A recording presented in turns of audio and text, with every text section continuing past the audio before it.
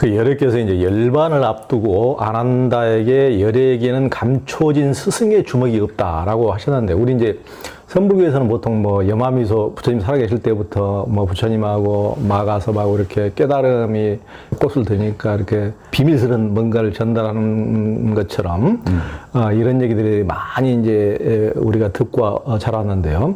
이게 이제 감춰진 스승의 주먹이 없다. 이것은 어떤 의미입니까? 그러니까 삼처전심이다 그래가지고 부처님께서 가섭에게 정법 안장을 전했다. 이게 이제 중국 선종에서 주장하는 선종의 정통성이에요. 예. 말하자면 경에도 없는 이야기를 해. 선종 선사들이. 네. 그러니까 아니 너 지금 어디에서 근거를 두고 하는 이야기야 이렇게 이제 반문이 나오면 너희들은 몰라서 그래. 부처님은 진짜 정법은 안한한테 전한 게 아니야. 안한한테는 교법을 전했어. 그러나 정법 안장이 있다는 거예요. 이 정법 안장이라는 말 자체가 중국에서 지어낸 말이지, 그 말을 사용하기 이전에 어디에도 출현한 적이 없는 말이에요. 정법 안장이라는 말이. 그것도 송나라 때 만들어진 이야기예요. 당나라 때도 안 만들어져 이게. 그러면 정법 안장을 가섭에게 3차례나 전했다는 거야. 다자탑전 반분자.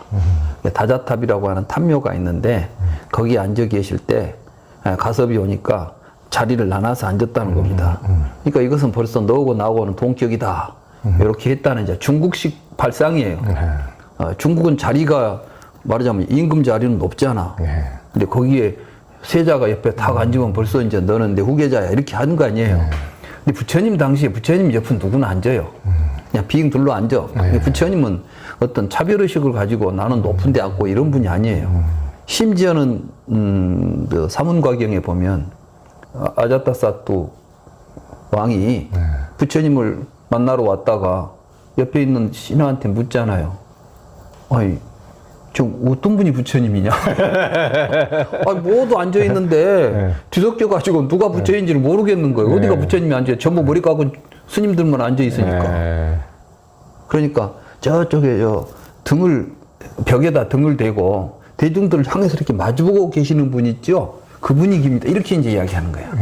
나는 이제 그런 내용을 읽으면서도 부처님은 권위주의자가 아니었구나. 우리는 지금 생각할 때 부처님만 오면 막 사자자 올려. 요즘 절에 가면 막 사자자 만든다 해가지고 진짜 막 사자로 장엄을 하고 법당 안에다가 크게 신도들 앉을 자는 없는데 그냥 큰 법당 그 만들어 놓고 혼자 못 올라가니까 시자들이 옆에 붙어서 올라가서 어떻게 안고 내려오고 하고 있잖아. 부처님도 안 한 일이야. 그게. 그러니까. 부처님도 그런 일은 안 했어. 지금 불교 법은 우리들에게 진솔하게 진실을 같이 나누는 자리지 권위를 내세우고 이런 자리가 아니거든. 근데 중국 사람들은 그게 아니에요. 이런 풍토가 중국 와서 만들어진 거예요. 그래가지고 이제 막 선사들이 올라오고 그러면 막 주장자 큰 것 들고 와서 꽝꽝 때리고 막 이런 권위를 이제 부려야만 뭐가 되는 것처럼 만들어내는 이러한 이제 불교를 만들어내면서 가짜 뉴스를 이제 양산하기 시작해요. 그게 뭐냐면 삼처전심인데 초기경전이나 중국의 그 말이 나오기 전에 문헌 가운데는 삼처도 없고 전심도 없고 아무것도 없어. 오로지 그때 조작된 가짜 뉴스가 진실인 것처럼 지금 금과 옥조처럼 한국 불교에서는 삼처전심 이야기를 지금도 하잖아요.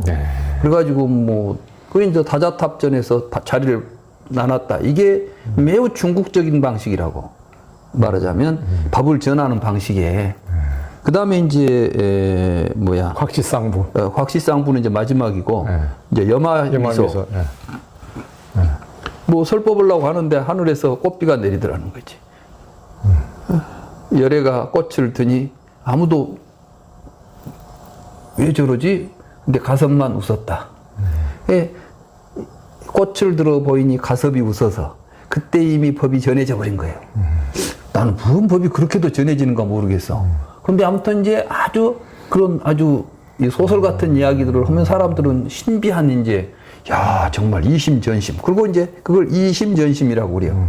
근데 이심전심이라는 표현은 마음에서 마음으로 안다는 이야기가 경전에 자주 나옵니다. 말하자면 저 사람이 어떤 생각 갖고 있는지를 내가 미리 알아차려서 대응하는 걸 이심전심이라고 그래요. 그러지 뭐 이심전심이 그 비법을 전하는 방식으로 쓰이질 않아. 이심전심이라는 표현이. 이 불경에도 이심전심이라는 표현을 내가 여러 차례 써요. 근데 그 정황에 보면 이제 뭐 범전이 이런 생각을 하고 있는 걸 부처님이 아실 때 이심전심으로 알았다. 말 안 했어도 그 사람 의도를 알아차린 걸 이심전심이라고 그래. 그런데 그것이 삼처전법처럼 이런 건 아니에요. 그 다음에 이제 곽시쌍부는 조금 그럴듯한 이제 스토리는 있어. 그게 뭐냐면은 부처님이 열반하셨는데 가섭이 오지 않았던 거예요. 왜냐하면 가섭은 먼 곳에 가 있었으니까. 그래서 이제 그 스토리는 사실은 저는 역사적으로 굉장히 중요한 맥락이 있는 스토리라고 보고 있고, 그래서 가섭이 오기 전까지 답의를 안 해요. 그건 뭐냐면 대중이 화합해야 되는데 없는 가장 중요한 인물들이 안 모였는데 장례가 끝나버리면 안 되니까 기다려준 것이지. 그리고 거기 와서 벌어졌던 정황들은 그 당시 교단의 상황을 우리가 미루어 짐작할 수 있는 여러 가지 복선이 깔려 있어서 그 이야기를 한다면 저는 그 이야기만 해도 한 몇 시간은 충분히 할 수 있는 이야기거리인데, 그러나 이제 마지막에 가섭이 와서 절하니까 그때 비로소 관에 불이 붙었다. 뭐 이런 이야기는 있어요. 그건 무슨 의미냐면 가섭이 오니까 저절로 불이 붙은 게 아니라 가섭이 오기 전까지 화장을 못 하다가 가섭이 와서 비로소 화장했다는 것을 이제 굉장히 좀 더 멋지게 표현하려는 이런 경전적 서술이 아니겠는가? 나는 이런 생각을 합니다.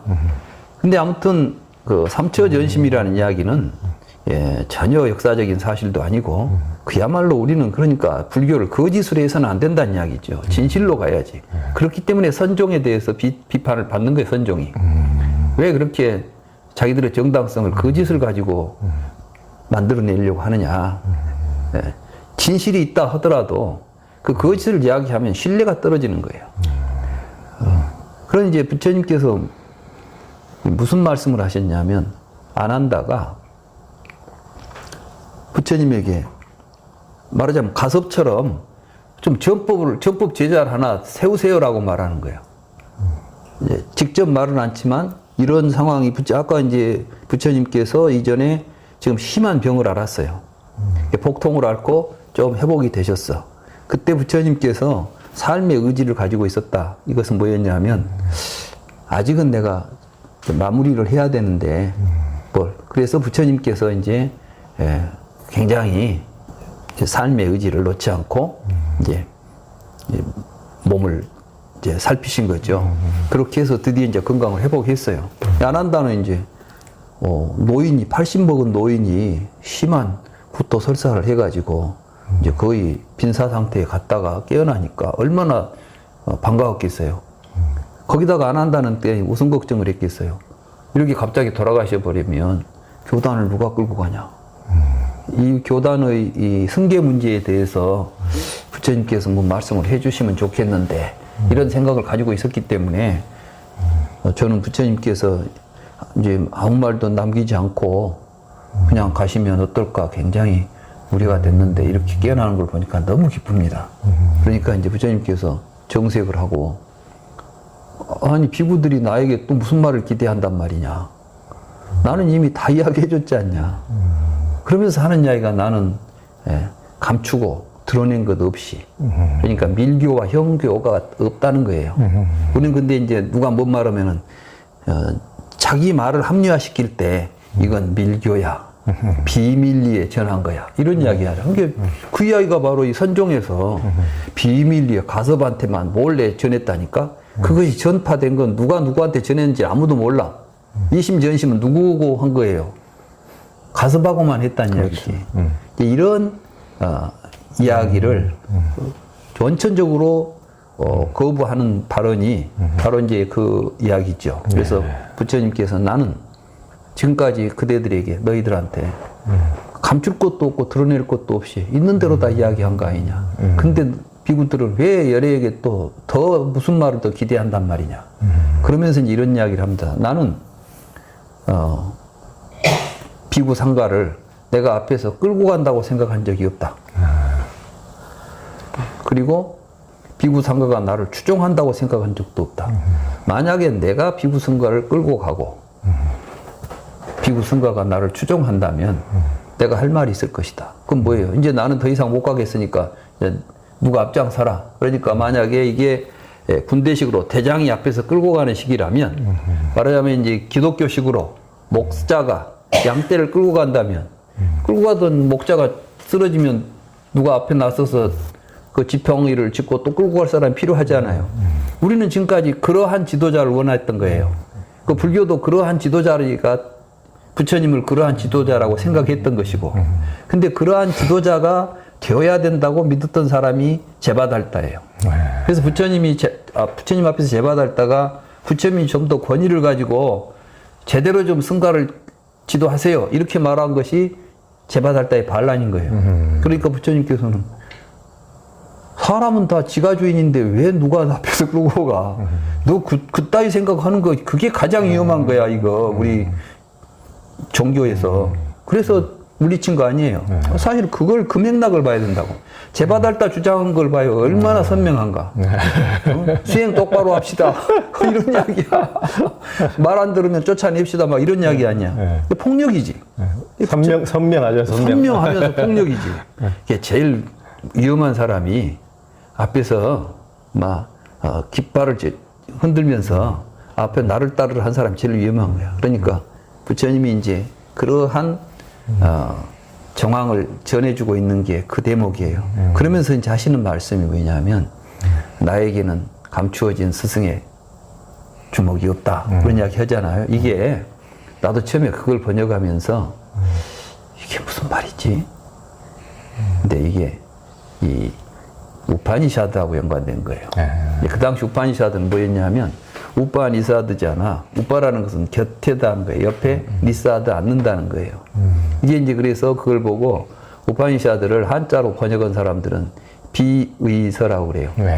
비밀리에 서로 어떤 이야기를 전해준 거야.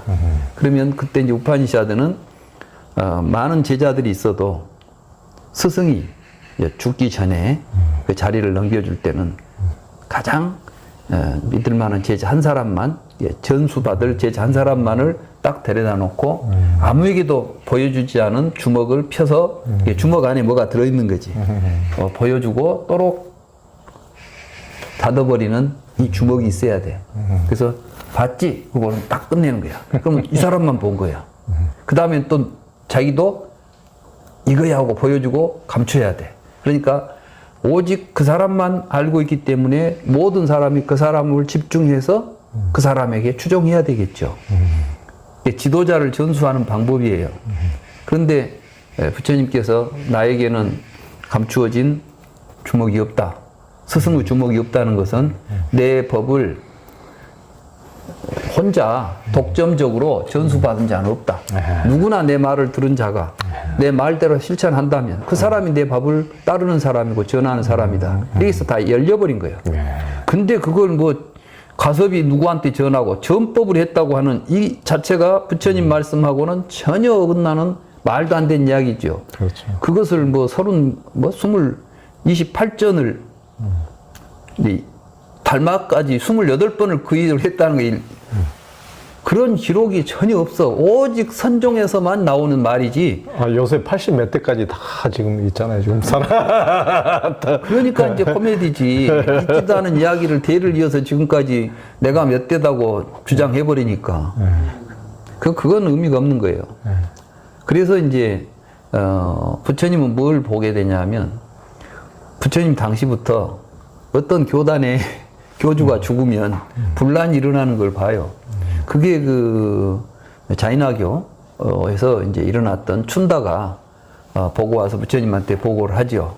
보니까 어디 갔더니 그 죽고 나니까 이제 저들끼리 싸우는데 이거 가관이더라. 그러니까 봐라, 제대로 공부를 안 하면 젖골이 난다. 이렇게 이야기하면서 했는데 그게 곳곳에서 일어나는 사건이라니까요. 전에도 그 김기추 선생님께서 제가 그때 이제 해인사 강원에 특강하고 일주일 그때 특강했었죠. 그리고 경남 교사불자회에서 여기까지 왔으니까 저희들한테도 좀 강의하고 가십시오. 그래서 이제 경남 교사불자들을 위해서 또 한 일주일 더 머물게 됐어요. 그 경상도 쪽에. 근데 어느 날 저녁에 또 내가 여기 있다는 소식을 들었다고 몇 사람이 찾아왔어. 알고 보니까 김기추 선생 제자들이에요. 근데 와서 이제 하소연하는 거예요. 선생님 돌아가시고 나니까 선생님이 너무 인가를 많이 해줬나 봐. 인가 받은 사람들이 전부 내가 적통이다 그러면서 이제 예, 그 적통 싸움이 벌어지는 거예요. 그래가지고 서로 이제 거기에 이제 수장이 되고 싶어 하는 거지. 나는 수행하면서 뭔 앞에 대장 되고 싶어 하는가 모르겠어. 자기 수행 잘하고 사람이 따라오면 같이 가고 안 오면 혼자 가는 거지. 뭘 그렇게 그냥 그게 어떤 이제 권력이 만들어지고 이 피라미드 구조가 항상 문제가 된다니까. 이 모든 투쟁 부처님이 이 피라미드 구조를 없애려고 한 거예요. 부처님은 이런 거 말고 둥글게 앉자 그것이지. 그냥 이렇게 의자 놓고 앉지 말고. 그래서 나는 되도록이면 우리 붓다나라는 내가 저 강의하는 자리도 이제 어쩔 수 없이 카메라도 들이대고 해야 되니까 좀 높게는 앉지만 내가 그 높은 자리에 앉아서 강의한다는 생각을 한 적이 없어요. 우리는 항상 같이 앉아서 함께, 우리는 항상 똑같은 자리에서 함께 사는 사람들 아니에요. 그 부처님이 바로 그 삶 속에서 존경받는 문제는 차후 문제지. 높은 데 앉아 있다고 존경합니까? 되지도 않은 것이 높은 데 앉아 있으면은 욕먹잖아요. 응? 근데 욕먹은지를 몰라 사람들이. 높은 데 있는 것만 좋은지 알지. 내가 여기 앉아 있을 때 얼마나 나를 사람들이 아는 사람들은 나를 보고 비웃겠냐. 이걸 모르니까 그런 일을 하는 거예요. 그래가지고 그게 이제 부처님께서는 그런 게 없다. 그래서 누구나 평등해야 된다 이런 이야기를 한 거지. 근데 나 이제 그때 그 오신 분들이 그래 어찌하면 좋습니까? 그래서 내가 그랬죠. 그러니까 처음부터 해야죠. 지금 뭔가 그 가르침이 제대로 됐으면 이 일이 가르쳐진 사람, 배운 사람들이 이런 일을 하겠어요? 잘못 가르쳐 놓으니까 지금 이런 일이 벌어졌지. 그래서 제가 그랬어요. 불교 공부를 근본부터 다시 해야 되지요. 그러니까. 이게 잘못된 공부니까 이 결과가 나온 거 아니에요. 예, 그렇다면 어디서부터 가야 되겠어요? 부처님 가르침부터 시작해야지. 이제 이런 이야기를 해서 이제는 부처님의 근본 가르침을 통해서 제대로 불교를 공부하시오. 그 누가 뭐 도인이다 그래가지고 밑에 가서 인가 받으려고 앉아 있다 보니까 전부 이런 사단이 난 거 아니냐. 그 이제 우리는 도인 불교 하지 말고 이런 이제 내가 그래서 불경도 왜 시급원이 이제 이런 거 꼭 만들어야 된다고 생각했냐 하면 어쩌다 보면 또 내가 자주 강의하다 보니까 내 입만 바라보는 경우가 있어요. 나는 우리 이제 붓다나라 부부님들한테도 항상 제가 좀 뭐랄까 좀 주의하라고 하는 건 뭐냐면 그래서 나는 불경만 가지고 이야기하겠다. 내 살아온 이야기를 하지 않겠다. 불경에는 이 말이 있는데 이 말은 이런 뜻이고 이렇게 하라고 하신 말씀이니까 이렇게 한번 해보자. 이렇게 하는 것이지 내 이야기가 되어버리면 안 된다. 그리고 이제 그래서 불경을 만들면 불경이 중심이 돼가지고 부처님 말씀대로 바르게 이해하고 실천하는 이러면 누가 앞에 나설 필요가 없다니까. 또 행위와 힘 있는 사람이 좀 더 이해가 잘 된 사람이 있다면 도움을 청하면 그 말 뜻은 이런 뜻이라고 저는 알고 있습니다. 이렇게 서로 이야기하고 바른 길을 찾아가면 된다. 그러지 무슨 너만 알고 있고 나는 아무도 모르게 가르쳐주는 거 없다. 그러니까 부처님은 후계자 안 두겠다고 선언해버린 것이죠. 그 문제는 뒤에 또 나와요. 안 한다가 이제 앉아있으니까 누가 와가지고 장군이 와가지고 아니 부처님 돌아가셨는데 누가 그 승계했습니까? 그러니까 우리 그런 거 없다. 아니 그런 거 없는데 어떻게 교단이 됩니까? 그러니까 우리는 서로 같이 존경하면서 잘 지내고 있다. 이렇게 말하잖아요. 형이 나오죠. 그 붓다편에 보면 그런 이야기도 나옵니다. 그래서 이제 이런 불경이 제대로 그때 역사적 사실을 담은 거 아니겠어요? 맞습니다. 그걸 우리가 제대로 보게 된다면 뭐 주먹 이야기하고 뭐 정법안장 이야기하면 또 헛소리 하는구나. 그리고 우리가 한마디로 그냥 물리칠 수가 있는 거예요. 근데 이런 걸 모르니까 정말 그랬는가 하고 어디 경전에 있으니까 저런 이야기 하겠지. 네. 또 뭐 큰 도인 스님이 하신 이야기인데 뭐 이런 이야기가 이제 그 거짓말이 참말처럼 오히려 참말보다 더 큰 힘을 발휘하니까 문제가 생기는 겁니다. 지금 우리 중각 스님께서 이렇게 해주신 말씀이 진짜 굉장히 저는 이제 가슴에 와닿는 게, 보통 일반 이제 불자들도 그 내부의 세계를 깊게는 모르니까 뭐 이제 기자들도 뭐 크게 그냥 왔다 갔다 하지, 저처럼 이제 수십 년 동안 또 뭐 이제 뭐 깊게 들여다보기는 쉽지 않은데, 무슨 뭐 돈오돈수 하면은 뭐 너무 아까 제바다타처럼 명쾌하고 아주 선명하긴 하지만은 그 이후에 뭐 삶을 보면은 서로들 간에, 상자들 간에도 뭐 이제 우리 스님도 깊이 그 집안들도 스님들도 많이 아시니까 알겠지만은 그 상자들 간에도 화합이 하나도 안 돼요. 스승과 제자도 화합이 안 되고 상자들 간에도 반목이 하도 심하고 서로 인정하는 법을 못 봤어요. 이름까지 좀 그만해. 그런데 돈오돈수의 우리나라 최고의 3대 이제 선사가 있는데, 그분들 집안을 보면은 제가 이제 가까이 보면은 하나도 다 그게 안 되는 거예요. 하나도. 그러니까, 야, 이게 뭔가, 이게 화합이 또 전혀 안 되고 서로 인정도 안 되는 이 공부는, 아까 김기추 거사님 말씀하셨지만은 그 위에 당장 그냥 밑바닥을 다 보이는, 이런 건데도 불구하고 그걸 뭘 신화하면은 불자 대종들은 확 환상적으로 또 따른단 말이에요, 그게. 이제 그런 것을 저도 이제 뼛속 깊이 많이 느끼고 있었기 때문에 이 불경을 들어서 이제 부처님이 그 어떻게 말씀하셨고 이제 실제가 어땠는지 그 말씀을 해주시니까 굉장히 저는 굉장히 폐부를 찌르는 말로 이제 다가옵니다.